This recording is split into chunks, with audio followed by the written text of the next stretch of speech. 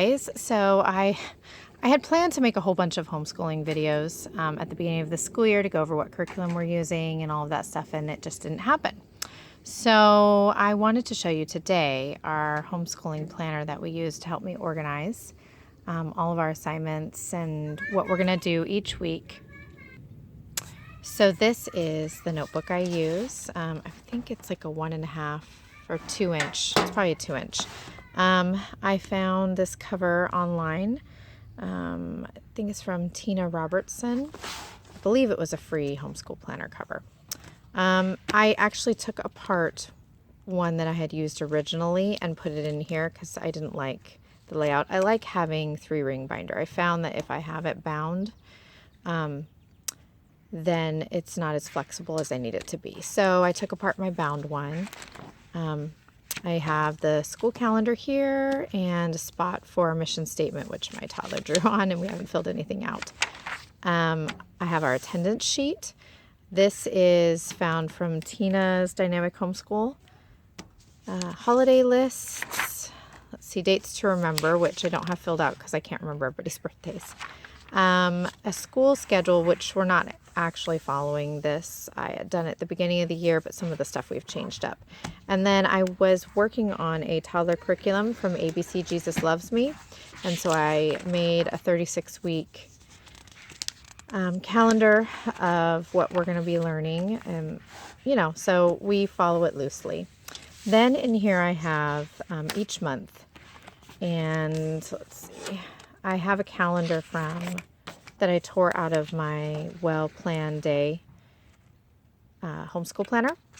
I like it, but it's also, again, not as flexible as I'd like it to be. So let's go to March.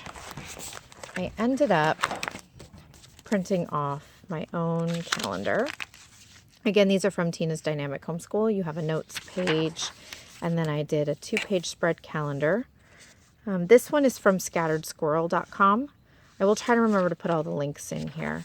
And then I have a March for each month I have a goals page for kind of what I want to do. This is also from Scattered Squirrel. And then I made myself a planning page that for each week. I have 36 weeks. We're kind of following Charlotte Mason right now. So I have in here their Bible and their math, spelling, copy work, literature and free reading, English, grammar, writing, history, and geography. They do some of their history and science and geography and stuff like that at their co-op. So I don't have a lot filled in here. Our creative arts that we're doing, and then any notes I have for myself. Let's see. And so for each month, each week I fill out what I want them to do for that week, and then I print it out. And I just print it back to back and put it in here. I don't fill out stuff ahead of time and print it out because I know myself and I know we get sick and there's lots of things that go on that keep us from being able to stay on exact plans. So each week I reevaluate and reprint it out. And I've kind of adjusted this. We are now doing a weekly hymn study, an artist study. We're reading poetry. We're doing composer study, and then they have their art at their co-op. So, and then we're also doing nature study, and I'm slowly trying to add this all in. So I'm going to use this notebook for each year, and just at the end of the year pull out all of these planning sheets that we've gone through for the assignments that we've done, and attach their attendance sheet to it, and staple it all together and file it away at the end of the year. And then I will put in new calendars for the next year, and go from there. So I've learned about myself that I like to be organized, but on the other hand, I also change things up a lot. And I've been homeschooling for like 12 years now and have learned that not one thing works for every single child, and not one type of curriculum or one type of plan works for every single family. So when you're homeschooling, learn to be flexible. In the back here, I have where I've kind of compiled together. This is the art schedule from Ambleside.online, and we were following this at first, but I'm now using, I think it's called Discovering Great Artists, because it was just easier for me. Then I didn't have to gather information. They do have links on the Ambleside Online website to paintings and things like that, but we do one artist a month. We do one composer a month. Again, this is the Ambleside schedule, but I'm now using Squilt for my composers, and I'm doing volume 1. But this is free if you're wanting this. And then we do one hymn a month, and this is also from the Ambleside Online schedule, and I do use this. So I print off, they have links and stuff, and I print off the hymn of the month, the sheet music, the lyrics, and then I save the song from YouTube. I save usually a traditional version, a contemporary version, so the kids can listen to them, and we just sing it a couple times a week and try to learn it, but it's not super structured, or I don't expect them to memorize it. I just want them to become familiar.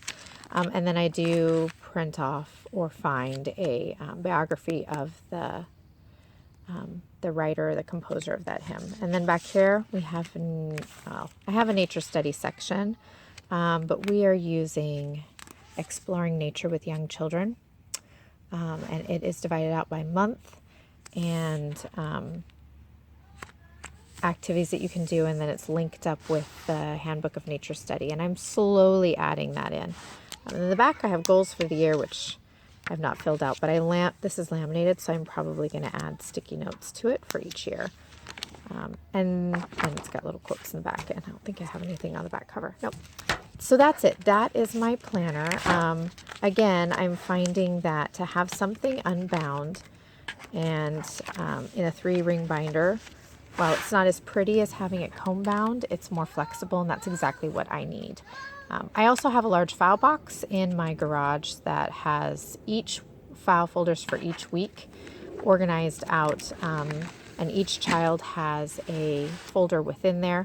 And then I can put any copy work or worksheets or anything that they might need in each week. And then I file their weekly work into their weekly work binder, which also has all the subjects divided. And that way I have kind of everything done for the year, and all I have to do is file it and make our lesson plan for that week, and then we're good to go. So for me, I need to have things very organized and structured, and then have flexibility within that structure, so that we don't get behind, but we also take time to have fun and play. And so anyways, this is my homeschool planner. I hope that you enjoyed it, and I will try to remember to put the link of where I got everything in here so that you guys can use it too.